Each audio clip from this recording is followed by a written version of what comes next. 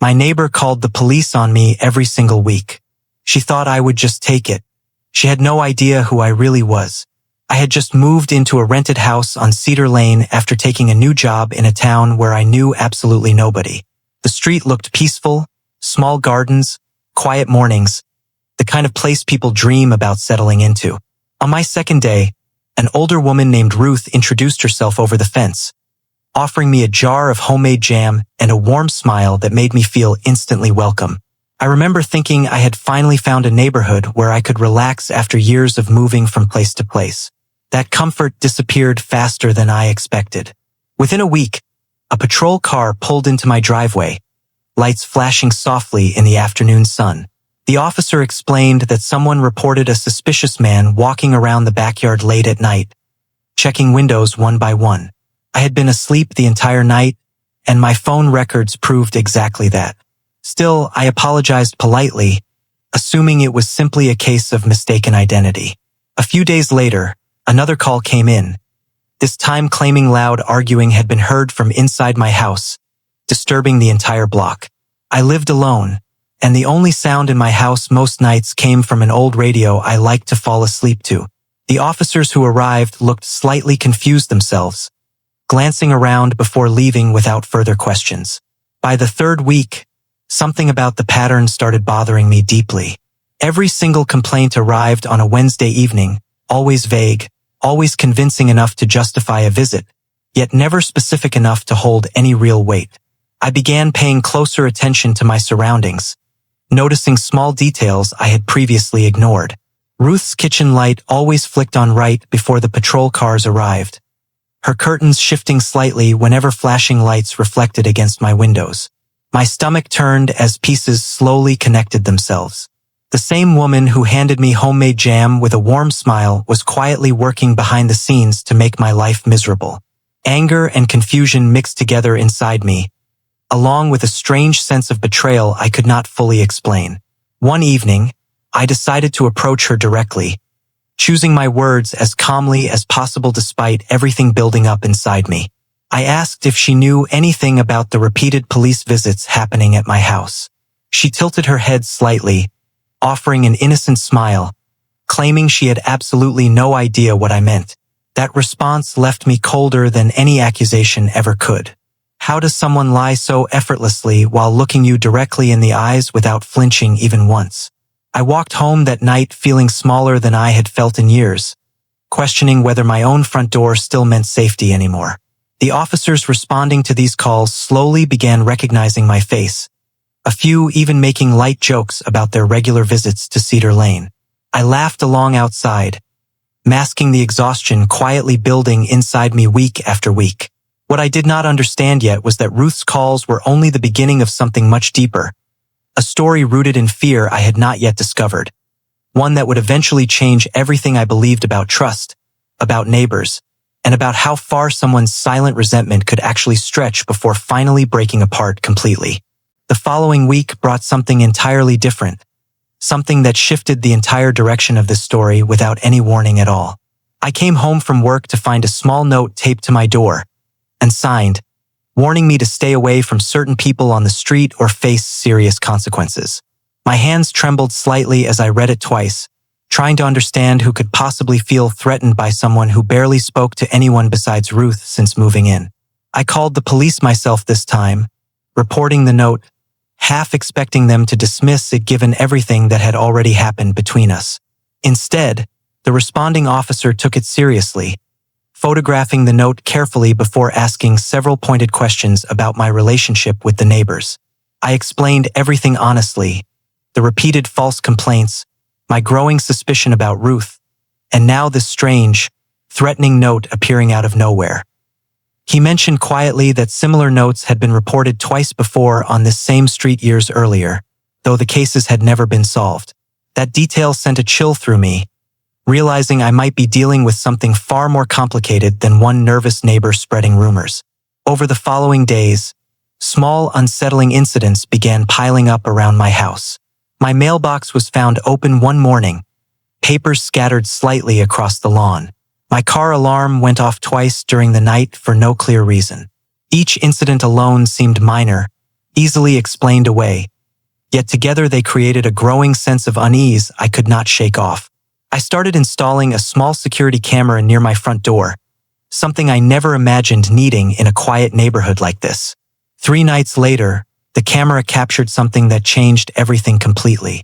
Around midnight, a figure walked slowly across my yard, pausing directly beneath my bedroom window before quickly disappearing into the darkness between houses. The footage was grainy, difficult to identify clearly, yet something about the posture, the hesitant walk, felt disturbingly familiar. I brought the footage directly to the police station the next morning, sitting nervously as officers reviewed it frame by frame. One detective leaned closer to the screen, narrowing his eyes before asking if I recognized the person myself.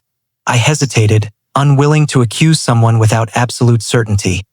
Yet deep down, a heavy suspicion had already settled firmly in my mind.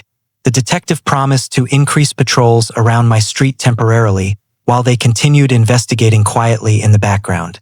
That night, I barely slept, replaying the footage over and over in my mind, wondering how a simple, friendly wave from Ruth on my very first day could possibly connect to something this unsettling. Little did I know, the next twist waiting just around the corner would reveal a secret far darker than simple nosiness or jealousy, something involving Ruth's own family history, buried quietly beneath years of silence on that same peaceful-looking street. 2 days later, I received an unexpected phone call from a woman named Patricia, claiming to be Ruth's estranged daughter, someone who apparently had not spoken to her mother in nearly 5 years. She explained that a mutual friend had mentioned strange rumors circulating about disturbances happening near my house, and something about the details made her feel compelled to reach out directly. We agreed to meet at a small coffee shop downtown, and within minutes of sitting down, she began sharing a story that completely reshaped everything I thought I understood about Ruth. Years earlier, Ruth's husband had disappeared under mysterious circumstances, never officially declared missing, though everyone in the family privately believed something far darker had happened that Ruth refused to discuss openly. Patricia explained that ever since then, Ruth had developed an intense fear of strange men living nearby, convinced that history might somehow repeat itself if she allowed herself to trust anyone new moving into the neighborhood. This fear had apparently driven away several previous tenants over the years, each one eventually giving up their lease and moving elsewhere after months of unexplained harassment eerily similar to what I was currently experiencing myself. Patricia admitted she had tried convincing her mother multiple times to seek professional help, yet every attempt ended in painful arguments, eventually leading to their long-standing estrangement. Hearing this explanation left me sitting in stunned silence, torn between genuine sympathy for Ruth's unresolved trauma and lingering anger over everything her actions had already cost me personally. Patricia hesitated before revealing one final detail, something she admitted feeling nervous sharing at all. She mentioned that Ruth's husband had reportedly worn a distinct green jacket the night he disappeared, a detail oddly specific that made my entire body freeze the moment I heard it. Just days earlier, my neighbor across the street had loaned me an old green jacket after mine got soaked during a sudden rainstorm, something I had worn casually while walking outside at night on more than one occasion. Suddenly, the mysterious figure captured on my security camera made painful, disturbing sense. Ruth had not been imagining strangers lurking outside her window out of pure paranoia. She had genuinely believed, even if mistakenly, that some version of her missing husband had returned, wearing the exact same jacket from that unresolved night years earlier. The realization hit me with unexpected weight, understanding now that Ruth's actions, however damaging, stemmed from unprocessed grief rather than simple cruelty aimed directly at me. Patricia asked quietly if I would be willing to speak with her mother directly, hoping perhaps my presence could finally help unravel truths buried for years beneath silence and fear. I agreed hesitantly, unsure exactly what waited for me behind Ruth's carefully guarded front door, unaware that the conversation ahead would completely transform the remainder of this entire story. Standing outside Ruth's door that evening felt different than any previous encounter between us. Patricia stood quietly beside me, her hands trembling slightly as she knocked, unsure how her mother would react to seeing her after years of painful silence. When Ruth finally opened the door, her expression shifted rapidly between shock, confusion, and something close to fragile hope. She invited us inside cautiously, her eyes constantly flickering toward me with a mixture of suspicion and unexpected vulnerability. We sat together in her small living room, silence stretching uncomfortably until Patricia finally spoke first, gently explaining everything she had shared with me earlier that week. Ruth's hands shook as she listened, tears slowly forming before spilling freely down her face. She admitted quietly that seeing me wearing that green jacket outside one night had triggered something she could not fully control, old memories resurfacing violently, convincing her irrationally that her husband had somehow returned after all these years. She confessed to making those repeated false police reports, not out of malice toward me personally, but out of genuine, overwhelming fear rooted in trauma she had never properly processed.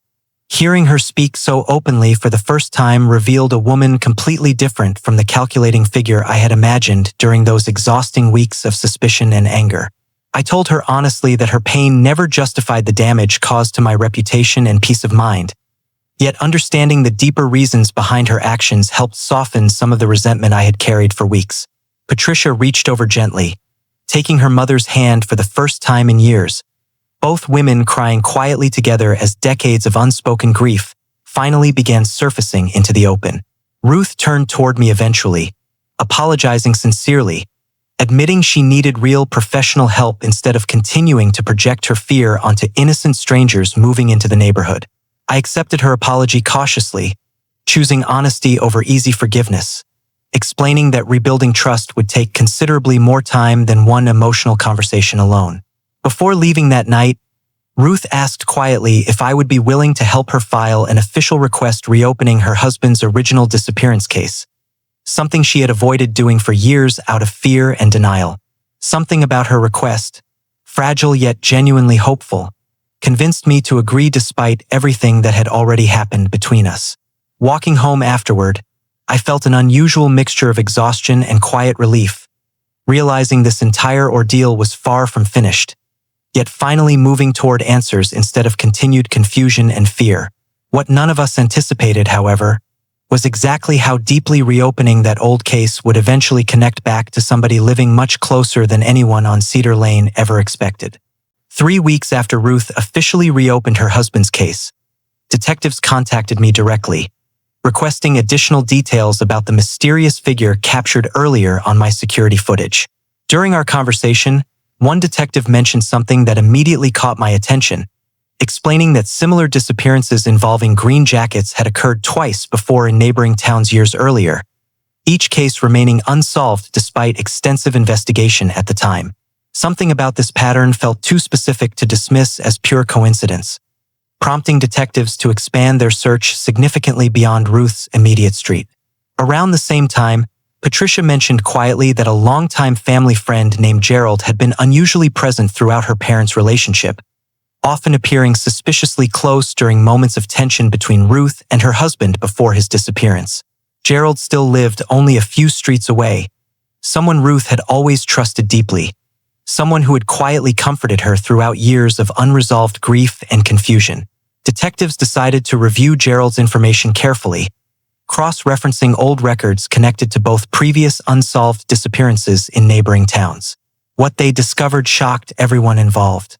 Gerald had briefly lived near both previous locations exactly when those earlier disappearances occurred, a detail nobody had ever considered relevant until this exact moment.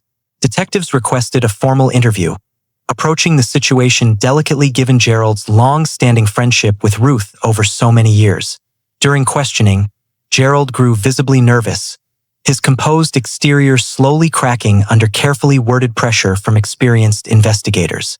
Eventually, he admitted to knowing considerably more than he had ever revealed publicly, confessing quietly that jealousy over Ruth's marriage years earlier had driven him toward actions he deeply regretted ever since. Though he denied direct involvement in her husband's disappearance, he admitted to deliberately manipulating small details over the years, subtly encouraging Ruth's ongoing suspicion toward strangers, ensuring she remained isolated and emotionally dependent on him alone. This revelation left Ruth completely devastated, realizing someone she trusted deeply had quietly manipulated her fragile emotional state for years, indirectly fueling the very paranoia that had caused me so much unnecessary suffering months earlier. Patricia sat beside her mother, holding her tightly as fresh waves of grief and anger surfaced simultaneously. I found myself feeling an unexpected wave of sympathy toward Ruth once again, understanding now how deeply manipulated and isolated she had truly been throughout this entire painful ordeal.